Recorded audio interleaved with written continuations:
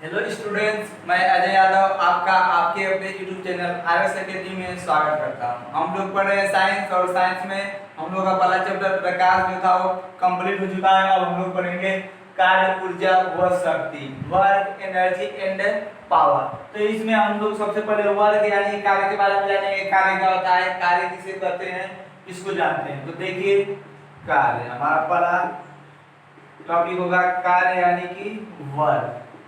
कार्य कहते किसे हैं? तो देखिए, हम लोग क्या अपने सामान्य भाषा में हम जो भी करते हैं, जो कुछ भी करते हैं, हम उसको कार्य मान लेते हैं। हम खाना खा रहे हैं तो हम उसको मान ले रहे हैं, तो हम क्या कर रहे हैं, हम एक कार्य कर रहे हैं। हम बाइक से कहीं पर जा रहे हैं तो हम सोच रहे हैं कि हम क्या कर रहे हैं, वो एक कार्य कर रहे हैं। लेकिन जो हमारा फिजिक्स है, जो हमारा विज्ञान है, ये इस बात को नहीं मानता है।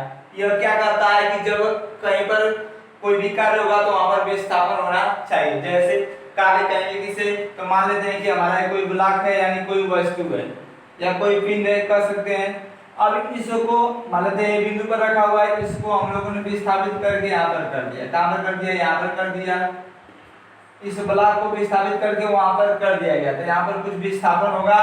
विस्थापन को यह से प्रदर्शित करते हैं, तो ये कुछ विस्थापन हुआ, वहां यहाँ पर विस्थापन। तो जो हमारा कार्य होता है, कार्य किसे कहते हैं? तो देखिए, हम कोई बल लगा रहे हैं इस पर, तो मान रहे हैं बल लगा रहे हैं, बल से हम जब इसको बल लगाए तो बल की दिशा में कहां पर विस्थापित हो गया, यहां से यहां तक चला है, मतलब यह विस्थापन हो गया ना इसका। मतलब बिंदु ए से बिंदु बी तक विस्थापित हुआ और कितनी दूरी तय किया, यस दूरी तय किया। तो यहां से कार्य बराबर क्या होगा, बल गुणे विस्थापन। कार्य बराबर बल गुणे विस्थापन होगा। देखिए, अब यहाँ से क्या होता है, कार्य बराबर बल गुणे तो विस्थापन होगा ही। देखिए, जो कार्य होता है, कार्य कहेंगे किसे, तो किसी बल द्वारा किया गया कार्य, किसी बल द्वारा किया गया कार्य, बल और बल की दिशा में विस्थापन। बल, देखिए कोई बल है, उस बल द्वारा किया गया कार्य क्या होगा, तो बल और बल की दिशा में विस्थापन के गुणनफल के बराबर होता है, या के गुणनफल को हम क्या कहते हैं, कार्य कहते हैं।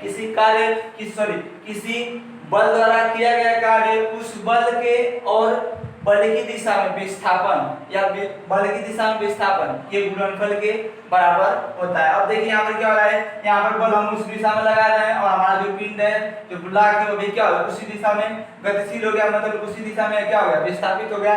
तो जब बल की दिशा में ही विस्थापित होगा तो वहां पर देखिए, यहाँ पर क्या होता है कि जो हमारा एफएस है, आप इसको हम लोग पढ़े भी होंगे, कई बार आप पढ़े भी होंगे, डब्ल्यू पर होता है F into S cos theta, F into S cos theta, यह भी मिलता है। तो देखिए यहाँ पर क्या हुआ कि यहाँ पर जब हमने क्या किया, इस जो हमारा एक पिंड था, इस पर हमने जब बल लगाया तो ये विस्थापित हो गया, बल की दिशा में इसका विस्थापन हुआ।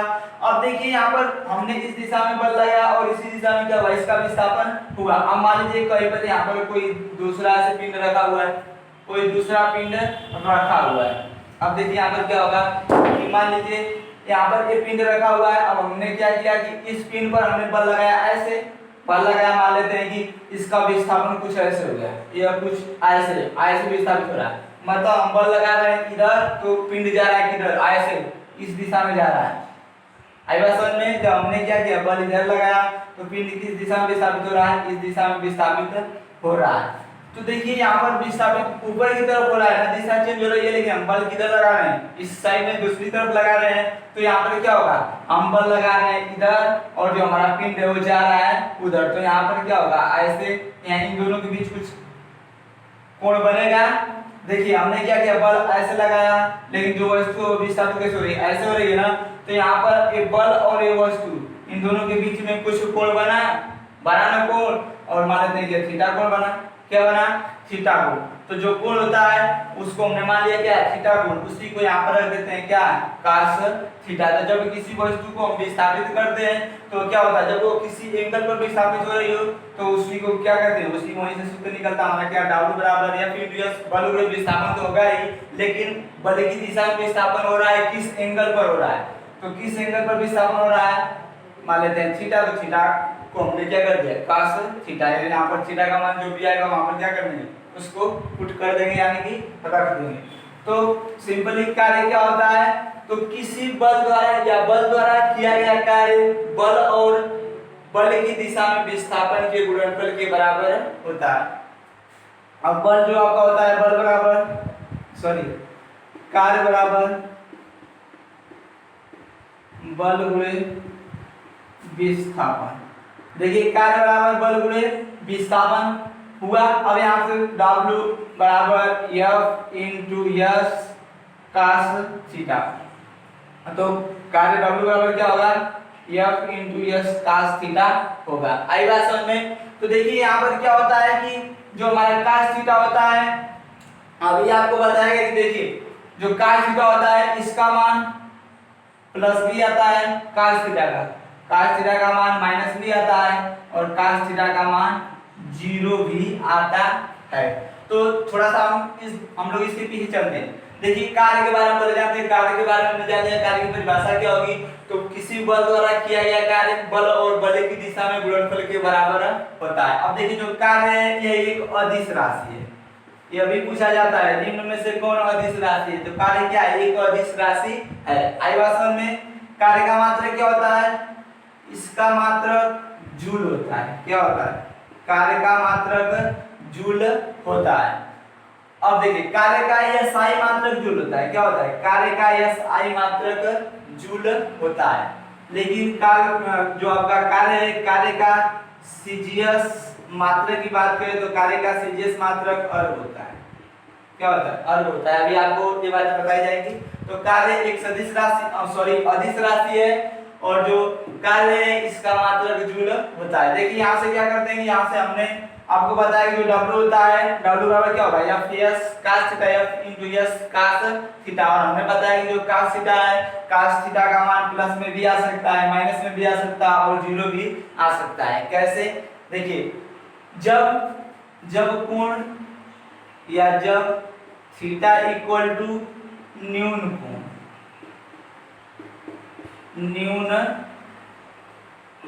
थीटा बराबर क्या, थीटा बराबर न्यून कोण का मतलब 90 अंश से कम, 90 अंश से कम।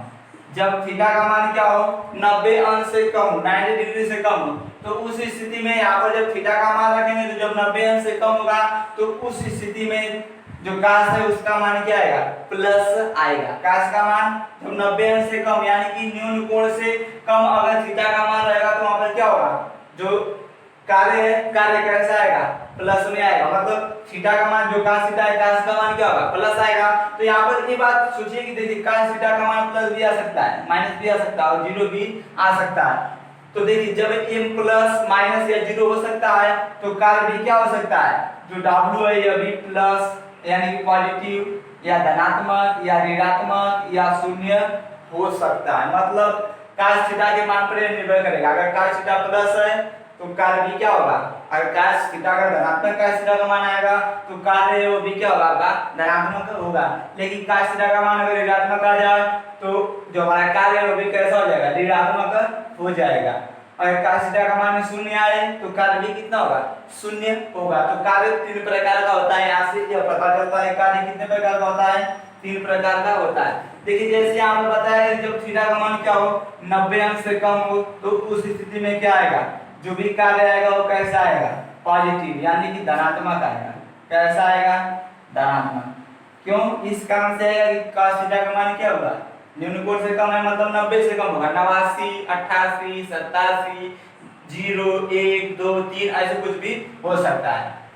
अब देखिए बात आती है प्लस वाला तो हो गया, अब माइनस की मतलब जब कार्य क्या हो, ऋणात्मक हो। तो देखिए cos थीटा का मान ऋणात्मक कब आएगा, cos थीटा का मान ऋणात्मक कब आएगा, तो cos थीटा का मान ऋणात्मक कब आएगा, जब थीटा इक्वल टू क्या हो, जब थीटा बराबर अधिक कोण थीटा क्या हो, अधिक कोण। अधिक कोण का मतलब 90 अंश से अधिक। जब थीटा का मान क्या हो 90 अंश से अधिक हो, तो जब थीटा का मान 90 अंश से अधिक होगा तो उस समय जो हमारा कार्य होगा वह ऋणात्मक होगा। कैसा होगा, ऋणात्मक होगा। देखिए अब cos थीटा का मान माइनस, जैसे cos थीटा का मान अगर 180 अंश रखते हैं, कितना 180, तो cos थीटा cos 180 अंश का मान होता है -1, कितना होता है -1। तो जब भी हम क्या करें, मान लेते हैं cos, अगर हम क्या करें cos का मान 180 अंश रखेंगे तो क्या होगा, हमारा जो भी कार्य होगा वो कैसा होगा, ऋणात्मक होगा। तो बस इतना बात यहाँ पे ध्यान रखिए कि अगर 90 अंश से कम होगा तो कैसा कार्य होगा, धनात्मक। 90 अंश से कम पर cos थीटा का मान धनात्मक आएगा, पॉजिटिव आएगा, तो कार्य भी कैसा होगा, पॉजिटिव होगा। अब देखिए जब थीटा का मान क्या करते हैं, अधिक कोण मतलब 90 अंश से अधिक करते हैं। जब 90 अंश से अधिक करेंगे तो जो हमारा cos थीटा है उसका मान ऋणात्मक आएगा, ऋणात्मक आएगा तो कार्य भी कैसा हो जाएगा, ऋणात्मक हो जाएगा। अच्छा एक सिचुएशन ये भी आती है कि जो हमारा कार्य होता है, देखिए अभी बताएगा कि cos थीटा का मान 0 भी आता है, क्या आता है, 0 भी। तो थीटा का मान कितना रखेंगे जो हमारा 0 आ जाए। तो देखिए एक कंडीशन, ये पहली कंडीशन थी, दूसरी थी, तीसरी कंडीशन, जब थीटा बराबर 90 डिग्री या समकोण, जब क्या हो, जब थीटा का मान 90 डिग्री दिया हो मतलब समकोण या 90 अंश हो, तो जब थीटा का मान 90 अंश होगा तो उस समय यहाँ पर जब थीटा का मान रखेंगे तो cos 90 अंश का मान क्या होगा, 0 हो जाएगा। तो जब 0 का इसमें गुणा करेंगे तो क्या हो जाएगा, कार्य कितना प्राप्त होगा, 0 ही प्राप्त होगा। तो उस समय कार्य क्या होगा, 0 होगा। यहाँ पर कार्य क्या होगा, शून्य कार्य होगा। क्यों, क्योंकि थीटा का मान कितना दिया है, 90, और 90 रखेंगे तो cos 90 अंश का मान होता है 0। और जब 0 का इन सब में गुणा करेंगे तो सभी का मान क्या आ जाएगा, 0। और जब 0 आ गया तो हमारा जो भी कार्य होगा वो कैसा होगा, शून्य कार्य होगा। तो जब न्यून कोण हो यानी कि 90 अंश से कम थीटा का मान दिया हो तो उस समय कार्य कैसा होगा, धनात्मक, और थीटा का मान भी क्या आएगा, cos थीटा का मान धनात्मक आएगा। जब थीटा बराबर अधिक कोण या 90 अंश से अधिक दिया हो, क्या दिया हो, 90 अंश से अधिक दिया हो, तो उस समय जो कार्य होगा वो कार्य कैसा होगा, ऋणात्मक होगा। कैसा होगा, ऋणात्मक होगा। और cos थीटा का मान भी क्या आएगा, ऋणात्मक आएगा। जब थीटा का मान 90 अंश या एक समकोण दिया हो तो वहां पर क्या होगा, cos थीटा का मान रखेंगे 90 अंश तो उसका मान क्या आएगा, 0 आएगा। तो जो हमारा कार्य होगा वो भी क्या होगा, 0 होगा, यानी कि शून्य कार्य होगा। आई बात समझ में।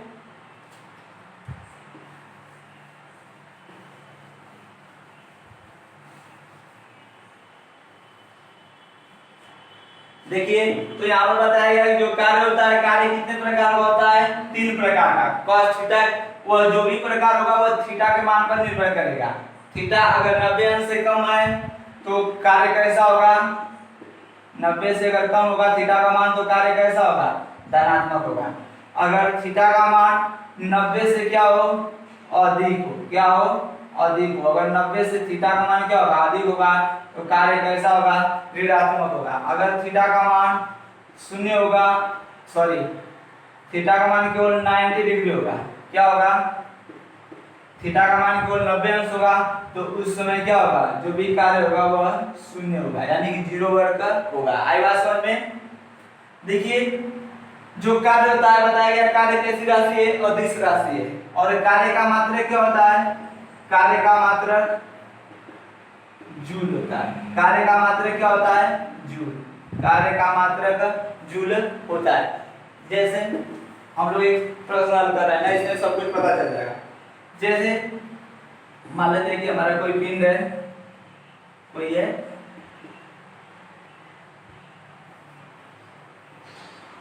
सॉरी इसको मान लीजिए हम 10 न्यूटन बल लगा रहे हैं। क्या कर रहे हैं, 10 न्यूटन बल लगाया जा रहा है और यह विस्थापित होकर यहाँ पर चला रहा है। जो हमारा पिंड है विस्थापित होकर कहाँ पर चला है, यहाँ पर चला है। अब यहाँ पर विस्थापन दिया, मान लेते हैं कि 4 मीटर।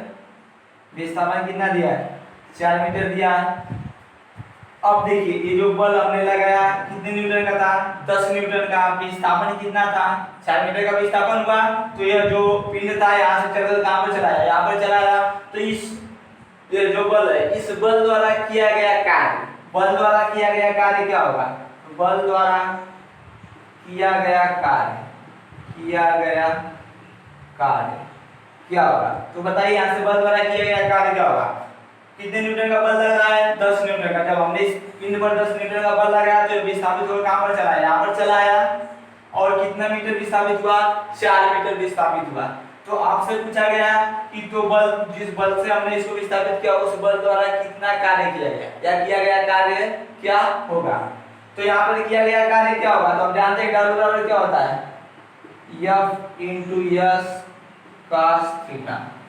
W बराबर F into yes cos theta. जानते हैं कार्य बराबर क्या होगा, बल गुणे विस्थापन और कितने आपका जैसे एक cos थीटा वहां पर रखा रहेगा, वहां पर थीटा का मान कितना है उस पर निर्भर करेगा। तो W बराबर F into yes cos theta होगा। अब देखिए जब बल की दिशा में ही विस्थापन हो रहा है, इधर हमने बल लगाया तो विस्थापन किधर हुआ, उसी दिशा में हुआ। तो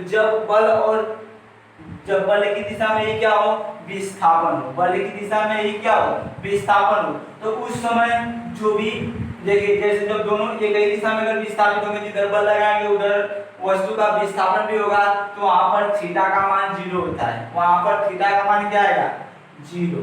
cos थीटा बराबर कितना होगा, 0 अंश होगा। कब, जब जिस दिशा में हमने बल लगाया उसी दिशा में अगर वस्तु विस्थापित हो रही है, बल की दिशा में जब वस्तु का विस्थापन होगा तो थीटा का मान क्या होगा, 0। थीटा का मान कितना होगा, 0 अंश होगा। तो यहाँ पर देखते हैं कार्य निकालना है, तो कार्य बराबर बल कितना 10 न्यूटन गुणे यस मतलब विस्थापन कितना दिया है 4 मीटर इंटू cos थीटा। तो cos थीटा का मतलब cos थीटा का वैल्यू लगेगी कितना, 0 अंश, cos 0 अंश। अब ये देखिए 10 में 4 गुणा करेंगे कितना होगा, 40 होगा। अब न्यूटन मीटर है तो ये क्या होगा, न्यूटन इंटू मीटर होगा। cos थीटा cos 0 अंश का मान होगा 1, cos 0 अंश का मान कितना 1। जब इसका गुणा कर देंगे तो कितना आएगा, 40 न्यूटन मीटर। मतलब बल द्वारा किया गया कार्य कितना है, 40 न्यूटन मीटर। या इसी न्यूटन मीटर को हम क्या कहते हैं, जूल कहते हैं। क्या कहते हैं, जूल। तो इसका मान क्या हो जाएगा, 40 जूल हो जाएगा। आई बात समझ में, यही जो हमारा न्यूटन मीटर है उसी को हम क्या कहते हैं, जूल कहते हैं। तो देखिए यहाँ से बातें समझ में आई। यहाँ पर W का मान निकालना होगा तो हम क्या करेंगे, जैसे यहाँ पर दिया था कि कोई 10 न्यूटन का बल लग रहा है किसी पिंड पर, और बल लगने के बाद वो पिंड 4 मीटर विस्थापित हो जाता है, तो बल द्वारा किया गया कार्य क्या होगा। तो यहाँ पर बताया कि जब बल की दिशा में विस्थापन होगा तो वहां पर थीटा का मान 0 आएगा। क्या आएगा, 0 आएगा। तो हम जानते हैं कार्य बराबर या W बराबर F into yes cos theta होता है। F का मान कितना दिया है, बल कितना है 10 न्यूटन इंटू यस, यस का मतलब विस्थापन, विस्थापन कितना दिया, डिस्प्लेसमेंट दिया ना 4 मीटर। तो यहाँ पर क्या रखेंगे, यस की जगह पर 4 मीटर रखेंगे इंटू cos थीटा। तो हम जानते हैं जब बल की दिशा में विस्थापन होगा तो उस समय थीटा का मान 0 अंश होगा। कितना होगा, 0 अंश। तो यहाँ से थीटा का मान जब 0 अंश होगा तो यहाँ पर थीटा का मान 0 से रखेंगे तो क्या होगा, cos 0 हो जाएगा। 10 गुणे 4 करेंगे 40 होगा, और यहाँ पर cos 0 अंश का मान क्या होता है, 1। cos 0 अंश बराबर 1, तो इसका मान क्या हो जाएगा, यहाँ पर 1 हो जाएगा। जब 1 का गुणा इसमें करेंगे तो क्या आएगा, 40 न्यूटन मीटर आएगा। और इसी न्यूटन मीटर को ही हम क्या कहते हैं, जूल कहते हैं। न्यूटन मीटर को ही हम क्या कहते हैं, जूल कहते हैं। तो विश्वास से बातें आपको समझ में आई होगी।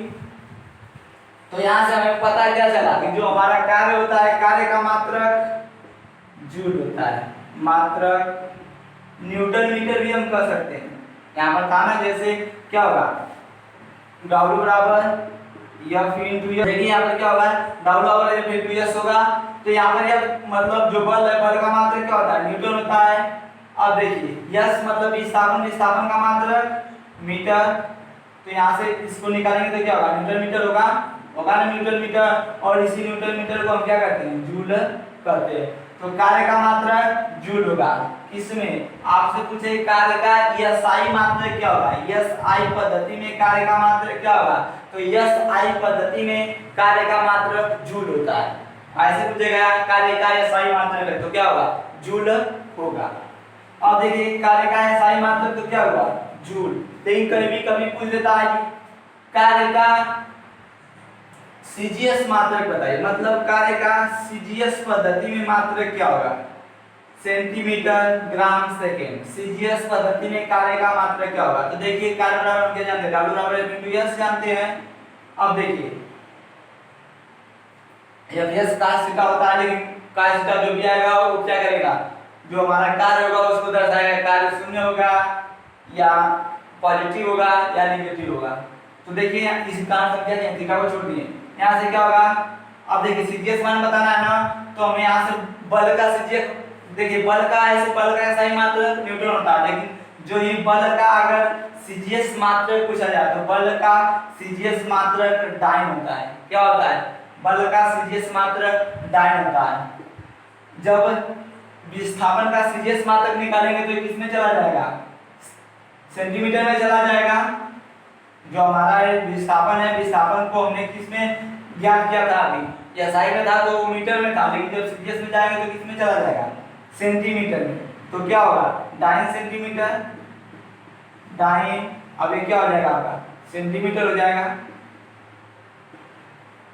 बल का मात्रक सीजीएस में, बल का मात्रक डाइन, सीजीएस में विस्थापन का मात्रक सेंटीमीटर। तो यहाँ से कार्य का मात्रक क्या निकला? Dyne centimetre. और इसी डाइन सेंटीमीटर को ही हम कहते हैं अर्ग। क्या कहते हैं? अर्ग। डाइन सेंटीमीटर को ही हम क्या कहते हैं? अर्ग। तो यहाँ से कार्य का सीजीएस मात्रक अर्ग होता है। आई बात समझ में? अगर कार्य का एसआई मात्रक पूछे तो एफ का मतलब न्यूटन, एस का मतलब मीटर, न्यूटन मीटर, इसको हम क्या कहेंगे?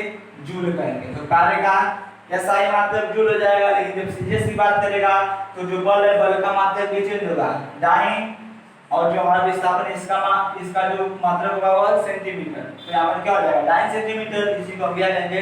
अर्ग कहेंगे। और यहाँ से एक वैल्यू पूछी जाती है, देखिए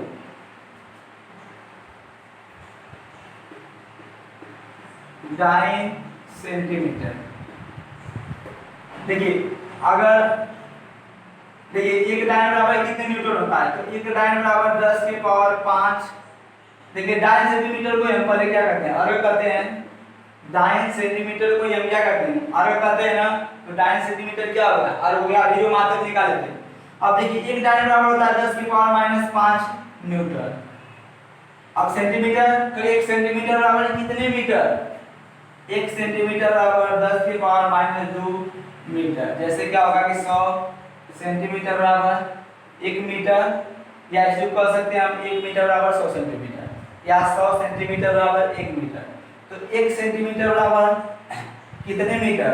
1/100 मीटर। 1 सेंटीमीटर बराबर 1/100 मीटर। 100 को हम क्या कर सकते हैं? 10 के पावर 2 कर सकते हैं। 2 को जब ऊपर ले जाएंगे तो क्या हो जाएगा? 10 की पावर -2 हो जाएगा। तो 1 सेंटीमीटर, तब सेंटीमीटर को मीटर में लाएंगे तो क्या होगा? 10 के पावर -2 मीटर। अब बराबर क्या होगा? अर्ग होगा। अर्ग होगा ना। अब देखिए 10 के पावर 5 -5 और 10 के पावर -2, इनका गुणा करेंगे आपस में तो क्या हो जाएगा? 10 की पावर -7। घातांक पढ़े होंगे, उसमें क्या होता है? जब घाते से होती है तो गुणा करने पर जुट जाती है। 5 और 2 कितना होगा? 7 हो जाएगा। तो 10 की पावर -7 न्यूटन मीटर क्या होगा? न्यूटन मीटर हो जाएगा। बराबर अर्ग होगा ना। अब देखिए न्यूटन मीटर को हम क्या करते हैं? जूल करते हैं। तो 10 के पावर -7 जूल बराबर क्या होगा? एक अर्ग होगा। अर्ग होगा। 10 के पावर -7 जूल बराबर, यही इसी का मान क्या आया? जो न्यूटन मीटर था इसी को हमने क्या कर दिया? जूल कर दिया। तो 10 के पावर -7 जूल क्या होगा? अर्ग में आ गया। अब देखिए यहाँ से पूछ लिया जाता है कि एक अर्ग बराबर कितना होगा? तो एक अर्ग बराबर अगर आपसे पूछ लिया जाए कि एक अर्ग बराबर कितना होगा, तो 10 के पावर -7 जूल। एक अर्ग बराबर, यह बहुत इंपॉर्टेंट है, एक अर्ग बराबर 10 के पावर -7 जूल। या कभी कभी ऐसे पूछ लिया जाता है 1 जूल बराबर, 1 जूल बराबर कितना अर्ग होगा? तो देखिए जूल है, उधर अर्ग है ना। तो यहाँ पर देखिए इधर -7 है, उधर जाएगा तो क्या होगा? जब इधर -7 है तो उधर जाएगा तो क्या होगा? 1/, में होगा। ये 1/, होने के बाद जब ऊपर जाएगा तो जो माइनस है वो क्या हो जाएगा? प्लस हो जाएगा। तो यहाँ से होगा 1 जूल बराबर 10 के पावर 7 अर्ग। 1 जूल बराबर 10 के पावर 7 अर्ग। तो यहाँ से इतनी बातें ध्यान रखनी होती है। अगर यह पूछ लिया जाए कि जो कार्य का एसआई मात्रक जूल या न्यूटन मीटर, कार्य का सीजीएस मात्रक डाइन सेंटीमीटर, या अर्ग, एक अर्ग बराबर 10 के पावर -7 जूल, या 1 जूल बराबर 10 के पावर 7 अर्ग। तो इतनी बातें ध्यान रखिएगा। अब देखिए बताया आपको कार्य कैसे धनात्मक और कैसे ऋणात्मक होता है, यह थीटा पर निर्भर करता है। जैसे यह पूछा जाता है कि कोई, जैसे कहीं पर देख लेते हैं, जो कोई कुली है वह क्या कर रहा है? वह सर पर बोझ लेकर चल रहा है। तो बताइए वह कार्य किया कि नहीं किया? तो जो कुली है वह क्या किया? सर पर बोझ लेकर चल रहा है, बक्सा जो भी होगा लेकर चल रहा है। तो वहां पर क्या होगा कि जो बल होगा, बल की दिशा मान लेते हैं जैसे यहाँ पर कोई गुली इसको लेकर चल रहा है, जब इसको लेकर चल रहा है तो मान लेते हैं कि जो इसका विस्थापन होगा उस दिशा मान लीजिए उस दर जा रहा है, तो बल की दिशा जो विस्थापन की तरफ रहा है उस दिशा में, लेकिन जो बल लग रहा है वो किस दिशा में लग रहा है, ऊपर की तरफ। जो पुली है उसके द्वारा बल किधर लगाया जा रहा है, ऊपर की तरफ लगाया जा रहा है ना। तो यहाँ पर थीटा का मान कितना होगा, 90 अंश। थीटा का मान कितना, 90 अंश। तो आपसे अगर कार्य निकालने के लिए कहा जाए तो कार्य बराबर W बराबर F into S cos theta. तो F into S कुछ भी हो, जब थीटा का मान कितना आ गया 90 डिग्री, तो cos 90 अंश का मान कितना होता है, 0 होता है। तो जो भी कार्य होगा वो क्या हो जाएगा, शून्य हो जाएगा। यानी कि वहां पर कौन सा कार्य होगा, शून्य कार्य होगा। आई बात समझ में। तो जब भी कोई व्यक्ति किसी वस्तु को अगर अपने सर पर लेकर चल रहा है तो वहां पर जो भी कार्य होगा वह ऋणात्मक कार्य होगा। अब देखिए यह बताइए कि किसी वस्तु को, यहाँ पर एक कोई वस्तु रखी हुई है, इसको किसी व्यक्ति ने ऊपर की तरफ उठाया, मतलब हमने बल लगाया किधर, ऊपर की तरफ बल लगाया। मान लेते हैं 10 न्यूटन की वस्तु, 10 किलोग्राम की वस्तु है और इसको हमने बल लगाया, यह बल लगाया और इसको ऊपर उठाया। तो बताइए जब वस्तु को हम क्या कर रहे हैं, ऊपर उठा रहे हैं, यहाँ पर जब हम वस्तु को ऊपर उठा रहे हैं तो उस समय जो भी कार्य होगा वो कैसा कार्य होगा, धनात्मक होगा या ऋणात्मक होगा या शून्य होगा, कौन सा कार्य होगा। तो देखिए यहाँ से हम क्या कर रहे हैं, जब वस्तु को हम उठा रहे हैं तो बल हमने किधर लगाया, ऊपर की तरफ, फोर्स हमारा किधर लग रहा है, ऊपर की तरफ, और विस्थापन भी किधर हो रहा है, फोर्स तो हमारा किधर लग रहा है, ऊपर की तरफ, और जो वस्तु है विस्थापित किधर हो रही है, ऊपर की तरफ, इसका विस्थापन भी हो रहा है। तो जब बल की दिशा में ही विस्थापन होता है तो उस समय कार्य कैसा होता है, धनात्मक होगा। तो यहाँ पर कार्य कैसा होगा, धनात्मक कार्य होगा। आई बात समझ में। जब क्या हो, जब बल की दिशा में विस्थापन हो तो उस समय कार्य क्या होगा, धनात्मक। अब देखिए ऋणात्मक, तो देखिए अब धनात्मक की तो बात खत्म हुई, अब आते हैं ऋणात्मक पर। ऋणात्मक कार्य कब होगा, तो अभी आपको बताया गया है एग्जांपल। यहाँ पर देखिए यहाँ पर क्या हो रहा है, बस समझना है, समझ लेंगे तो पूरा जो भी होगा कंसेप्ट इसका क्लियर हो जाएगा। यहाँ पर क्या होगा कि जो भी मान लीजिए हम कार्य कर रहे हैं, हमने क्या किया, ये 10 किलोग्राम की वस्तु थी, बल हमने किधर लगाया, ऊपर की तरफ लगाया और इसको उठाया, तो ये ऊपर की तरफ जाएगी। जब ये ऊपर की तरफ, इसका विस्थापन भी ऊपर की तरफ होगा, जिधर हमने बल लगाया, तो कार्य धनात्मक होगा। लेकिन यह सोचिए कि एक बल इसके विपरीत भी कार्य कर रहा है, हम तो बल लगाकर ऊपर उठा रहे हैं, लेकिन एक बल नीचे की तरफ कार्य कर रहा है, वो कौन सा बल है, गुरुत्वाकर्षण बल। कौन सा बल, गुरुत्वाकर्षण बल। तो उस समय गुरुत्वाकर्षण बल द्वारा किया गया कार्य क्या होगा, हमारे बल मतलब जो हम बल लगा रहे हैं उसके द्वारा किया गया कार्य धनात्मक होगा। कैसा होगा, धनात्मक। लेकिन जो गुरुत्वाकर्षण बल इस दिशा में लग रहा है और विस्थापन ऊपर की तरफ हो रहा है, तो उस समय गुरुत्वाकर्षण बल द्वारा किया गया कार्य ऋणात्मक होगा। क्या होगा, ऋणात्मक। क्यों, क्योंकि वस्तु को जब हम उठा रहे हैं तो वस्तु कहां पर चली जा रही है, ऊपर जा रही है, और जब हम ऊपर ले जा रहे हैं तो हमारे द्वारा किया गया कार्य पूछेगा तो धनात्मक होगा। लेकिन एक बल ऐसा है गुरुत्वाकर्षण बल जो नीचे की तरफ कार्य कर रहा है, वस्तु किधर खींच रहा है, नीचे खींच रहा है। और जब वस्तु को नीचे खींच रहा है तो गुरुत्वाकर्षण बल नीचे खींच रहा है, तो बल की दिशा नीचे हो गई, लेकिन विस्थापन किधर जा रहा है, ऊपर तरफ जा रहा है। तो बल की दिशा और विस्थापन की दिशा दोनों विपरीत हो गई, मतलब विस्थापित उधर हो रहा है, बल नीचे लग रहा है, तो यहाँ पर जो भी कार्य होगा कैसा हो जाएगा, ऋणात्मक हो जाएगा। विश्वास है बातें आपको समझ में आई होगी। तो इससे जुड़े जितने भी देखिए, जैसे आपसे पूछ लिया जाए कि यह कोई खुरदरा तल है, क्या है, कोई खुरदरा सतह है, इस पर किसी पिंड को हम विस्थापित करके यहाँ पर ला दिए, यहाँ पर बिंदु ए था, ए से हम बी तक ला दिए। तो यहाँ पर बताइए जो हमारा यहाँ पर इस वस्तु को जब घसीटते हुए इधर लाएंगे तो क्या होगा, घर्षण बल इस पर कार्य करेगा, फ्रिक्शन बल कार्य करेगा ना, घर्षण बल। तो जब घर्षण बल इस पर कार्य करेगा तो घर्षण बल द्वारा किया गया कार्य क्या होगा, वहां पर आपसे पूछ लिया जाए कोई 10 किलोग्राम की वस्तु है, उसको किसी बिंदु से विस्थापित करके दूसरे बिंदु तक लाया जाता है, एक स्थान से दूसरे स्थान तक। तो बताइए उस समय मान लेते हैं कि इस पर 5 न्यूटन का बल लगाकर इसको विस्थापित किया जाता है, कितने न्यूटन का, 5 न्यूटन का। जब हम इस पर बल लगाए 10 किलोग्राम की वस्तु पर तो विस्थापित होकर कहां पर चले, यहां तक चली आई। अब आपसे पूछा जाए कि यह दो वहां तक चली गई, तो अगर इस बल द्वारा किया गया कार्य पूछा जाए तो क्या होगा, बल हमने उधर लगाया, विस्थापन भी किधर हुआ, उसी दिशा में हुआ, तो यहाँ पर जो हमने बल लगाया इस बल द्वारा किया गया कार्य धनात्मक होगा। लेकिन एक बल यह भी है जो क्या कर रहा है, इसको रोक रहा है, कौन सा बल है, घर्षण बल। हम वस्तु को उधर घसीट मतलब उसको धक्का दे रहे हैं, धकेल रहे हैं, लेकिन क्या हो रहा है, घर्षण बल कार्य कर रहा है और इस वस्तु को उधर जाने नहीं दे रहा है, उतना प्रबल नहीं होगा, लेकिन कुछ तो रोकेगा, कुछ रोकेगा ना। तो घर्षण बल द्वारा किया गया कार्य क्या होगा, घर्षण बल इसको उधर जाने नहीं दे रहा, मतलब घर्षण बल किधर कार्य कर रहा है, इस दिशा में, लेकिन वस्तु क्या कर रही है, उस दिशा में जा रही है, तो वहां पर घर्षण बल द्वारा किया गया कार्य ऋणात्मक होगा। क्या होगा, ऋणात्मक होगा। तो ये सब बातें ध्यान रखिएगा। लास्ट पॉइंट इससे देखिए क्या होता है कि कभी देखिए क्या होता है कि मान लीजिए ये कोई डोरी है और इस डोरी में हमने यहाँ पर पत्थर बांधा हुआ है। आज जब पत्थर को हम क्या करते हैं, अपने हाथ में डोरी को ले लो, अगर ऐसे घुमाते हैं तो जब इसको घुमाएंगे तो क्या होगा, एक ऐसे क्या बनेगा, एक ऐसे आकार बनेगा ना, ऐसे घूमती रहेगी यह।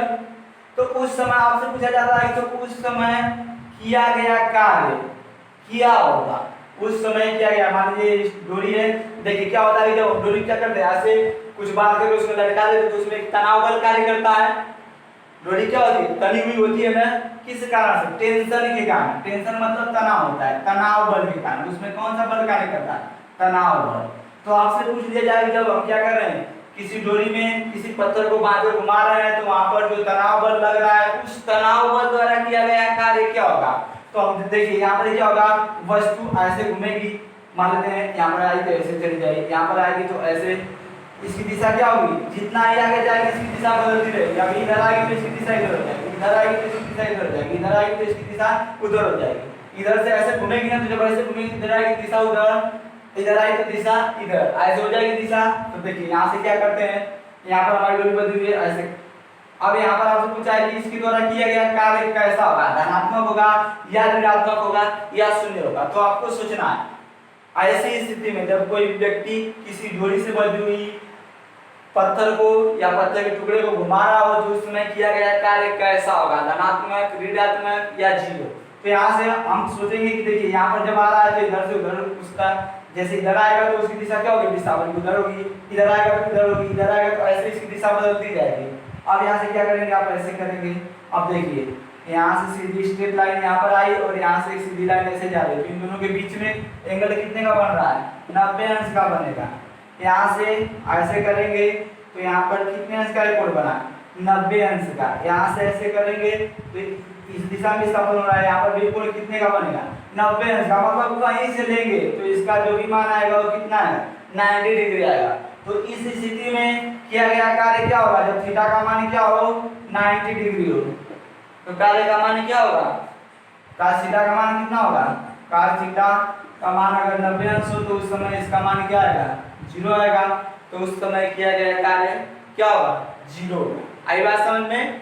तो मुझे विश्वास है ये बातें आपको समझ में आएगी। देखिए यहाँ पर अगर आपसे पूछे कि कोई व्यक्ति है वह क्या कर रहा है, कोई डोरी लिया हुआ है, डोरी में पत्थर का टुकड़ा बांधे हुए और उसको घुमा रहा है, तो उस समय जो तनाव बल उस डोरी में कार्य कर रहा है उस तनाव बल द्वारा किया गया कार्य क्या होगा, तो उस तनाव बल द्वारा, टेंशन फोर्स द्वारा किया गया कार्य क्या होगा, 0 होगा। क्या होगा, 0। यहाँ पर बताया गया इधर आएगा तो इसकी दिशा ऐसे हो जाएगी, इधर आएगा तो ऐसे हो जाएगी। जब इसको यहाँ से मिलाएंगे तो दोनों के बीच कितने अंश है, 90 अंश का। तो पास 90 अंश का मान 0, तो कार्य क्या होगा, 0 होगा। तो कार्य 3 प्रकार के होते हैं, धनात्मक, ऋणात्मक और शून्य कार्य। कार्य का मात्रक कार्य सदिश अदिश राशि है, इसका सीधेस मात्रक बताया गया अर्ग होता है और 1 अर्ग बराबर 10 के पावर -7 जूल होता है, या 1 जूल बराबर 10 के पावर 7 अर्ग। जो कार्य होता है, कार्य का रासायनिक मात्रक जूल होता है, जिसको न्यूटन मीटर भी कहते हैं, और अर्गों के क्या करते हैं, डाइन सेंटीमीटर करते हैं। और जो भी इसका मान होता है कार्य का, वह प्लस मतलब पॉजिटिव होगा या नेगेटिव होगा या 0 होगा, मतलब शून्य होगा। धनात्मक कार्य होगा या ऋणात्मक कार्य होगा या शून्य कार्य होगा, वो किस पर निर्भर करेगा, थीटा के मान पर निर्भर करेगा। और कार्य बराबर क्या होता है, W बराबर F × S cos थीटा। तो मुझे विश्वास है कि जो बातें आपको बताई गई ये समझ में आई होगी। तो यहीं पर हमारा जो टॉपिक था यह समाप्त होता है। इसके आगे हम लोग जानेंगे ऊर्जा और शक्ति को। तो हमारी इस वीडियो को देखने के लिए आप लोगों का धन्यवाद।